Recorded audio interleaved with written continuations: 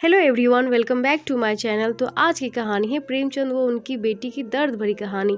मेरा नाम है प्रेमचंद। मैं कबीरदास जी व रविदास जी को अपना भगवान मानता हूँ और मानता ही रहूँगा। मैं आज आपसे अपने दर्द भरी बातें बताने जा रहा हूँ। मेरे परिवार में 3 बच्चे हैं, जिनमें 2 लड़के हैं, एक मेरी बेटी है। मैंने सभी की शादी कर दी है। शादी का टूटना अचानक मेरे परिवार में एक तूफान आ गया। बेटी की शादी के 3 वर्ष बाद वो बीमार हो गई। जांच कराने पर पता चला कि उसको यूट्रस में बहुत बड़ी रसोली बन गई है। डॉक्टर ने बोला कि इसका ऑपरेशन करना पड़ेगा और आगे उसको बच्चे नहीं हो सकते। ये बात सुनकर उसके ससुराल वाले भड़क उठे और हमें गाली देने लगे। काफ़ी झगड़ा होने के बाद उन्होंने मेरी बेटी को घर से निकाल दिया। कुछ समय बाद मेरी बेटी को तलाक दे दिया। पड़ोसी का घर आना, मैंने उसका इलाज कराया। वो ऑपरेशन के बाद मेरी बेटी की जान बची। मैं अंदर ही अंदर अपनी बेटी के दुख से बहुत परेशान रहने लगा। मैं सोचता था, मेरी बेटी से शादी कौन करेगा। हम लोग छोटी जाति व वाल्मीकि समाज के रहने वाले अति गरीब थे, जीवन व्यतीत कर रहे थे। हमारा दुख कब वो कैसे दूर होगा, ये बातें मुझे दिन रात सताती थी। एक दिन अचानक मेरे घर में मेरा पड़ोसी आया। उसने मेरी परेशानी को सुना, फिर मुझे डेरा सच्चा दौरा के बारे में बताया। उसकी बात सुनकर मेरे मन में एक आशा की किरण जागृत हुई कि हो सकता है मेरी बेटी का भला डेरा में जाकर भी हो जाए। मैंने उस भाई को बोला कि हम लोग वाल्मीकि समाज से आते हैं, छोटी जात से आते हैं, तो हमारे कष्टों का निवारण कैसे ही हो सकता है।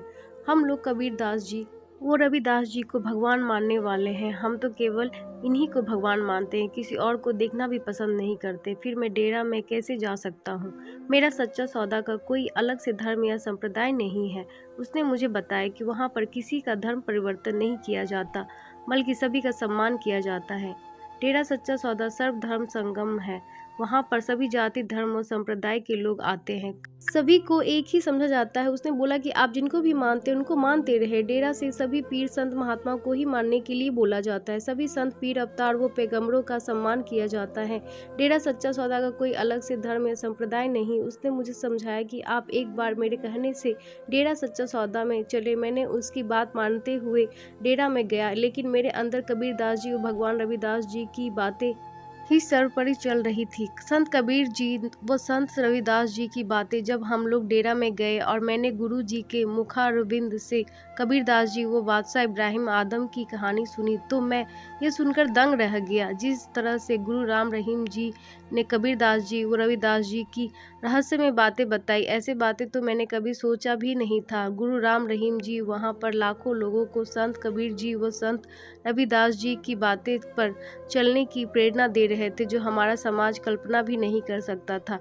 उन बातों से भी ऊपर हमारे वाल्मीकि समाज के लिए कर रहे हैं। कबीरदास जी की क्रूर बातों का रहस्य बड़े आसान शब्दों में समझा रहे थे। यह बात सुनकर के मैं दंग रह गया। एक सिख समाज से जुड़ा हुआ गुरु नीची जाति के लोगों की बात को, वो उनके दर्दों को कैसे समझ जाता है। क्या कोई गुरु रविदास जी और कबीरदास जी को इतना दिल से भी प्यार करने वाला भी मुझे मिल सकता था। ये बातें सोच कर के मेरे मन में गुरु राम रहीम जी के लिए बहुत श्रद्धा व उनके ऊपर विश्वास बन गया। मुझे डेरा में जा करके बहुत अच्छा लगा, जिसे मैं शब्दों में बयान नहीं कर सकता। मैंने वहाँ देखा कि बाबा जी ने 2 तलाकशुदा लड़कियों की शादी कराई, जिसे देखकर मेरे आश्चर्य का कोई ठिकाना नहीं रहा, वो भी ऊंचे घरों के लड़कों से। इसके बाद हम लोग घर आ गए और मैंने पूरी बात अपने परिवार से बताई। मेरे परिवार वाले कहने लगे कि हम वाल्मीकि समाज से जुड़े हुए हैं, हम गुरु कबीर जी व गुरु रविदास जी को मानने वाले, हम किसी और को कैसे मान सकते। मैंने उन्हें बताया कि संत जी ने केवल और केवल गुरु रविदास जी व गुरु कबीर जी के बारे में पूरी बात बताई, जो बातें हम सोच भी नहीं सकते। ऐसी ऐसी बातें गुरु राम रहीम जी वहाँ बैठे लाखों लोगों को समझा रहे थे। बेटी के लिए एक लड़के का रिश्ता। कुछ समय बाद हम लोग डेरा में गए और वहाँ के जिम्मेदारों से मिले। उन्होंने मेरी बेटी के लिए एक लड़के का रिश्ता देख रखा था। जब हमने लड़के वालों से बात करी तो बहुत ही हर्षोल्लास से मेरी बेटी के साथ शादी करने के लिए तैयार हो गए। वो परिवार ऊंची जाति से संबंध रखने वाले हैं। मैंने उसको बोला कि हम लोग नीची जाति से संबंध रखते हैं और आप ऊंची जाति से संबंध रखते हैं, फिर कैसे ये शादी हो सकती है। उन्होंने केवल एक ही बात बोली कि डेरा सच्चा सौदा में कोई जात धर्म का भेदभाव नहीं होता, यहाँ पर केवल इंसानियत की शिक्षा दी जाती है और उस पर चलाया जाता है। यह सब कार्य हम अपनी मर्जी से नहीं, गुरु जी के कहने से करते हैं। दहेज के लिए उन्होंने बिल्कुल मना कर दिया। मैं पहले से ही लूटा हुआ था, लेकिन उनकी बातों में सच्चाई नजर आई।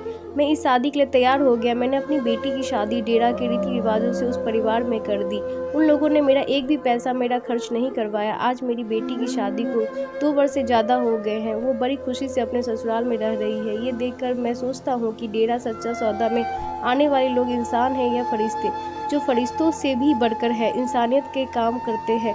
वाकई में ही बेमिसाल है। ये बात मैं आपको बिल्कुल 100% सच वो आप बीती बता रहा हूँ। सभी जाति और धर्म का सम्मान। बड़ा दुख होता है जब कोई डेरा सच्चा सौदा के बारे में कुछ झूठी अफवाह फैलाता है, जो बिल्कुल निराधार है, झूठी है। हम लोग काफ़ी समय से डेरा में जाते हैं। हमने देखा है कि वहाँ पर हर जाति हर धर्म संप्रदाय के लोग आते हैं। संत राम रहीम जी सभी जाति व धर्म का सम्मान करते हुए सभी को एक सम्मान मानते हैं। आज तक हमने कभी भी संत जी के मुख से किसी जाति संप्रदाय के बारे में कोई गलत बात नहीं सुनी। संत जी ने हमेशा नीची जाति को ऊंचा उठाने के लिए अनेकों कार्य किए हैं, जिसका प्रत्यक्ष उदाहरण मैंने अपने आप को बताया है, जिसका मैं देन पूरी दुनिया नहीं दे सकता। जो बातें मैंने इसमें लिखी है बिल्कुल 100% सच है। ईश्वर मेरा साक्षी है। दोस्तों, आप सभी को ये मेरा कहानी कैसा लगे मुझे प्लीज़ कमेंट करके बताएं। और ये कहानी आपको अच्छी लगी हो, दिल को छुआ हो, तो ये कहानी आप अपने दोस्तों के बीच शेयर करें। एंड लाइक शेयर सब्सक्राइब करना ना भूलें।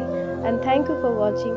और एक बात, अगर आप मेरे वीडियो को लाइक शेयर सब्सक्राइब करते तो मुझे प्रेरणा मिलती है कि मैं और वीडियो आप सभी के लिए लेकर के आऊँ।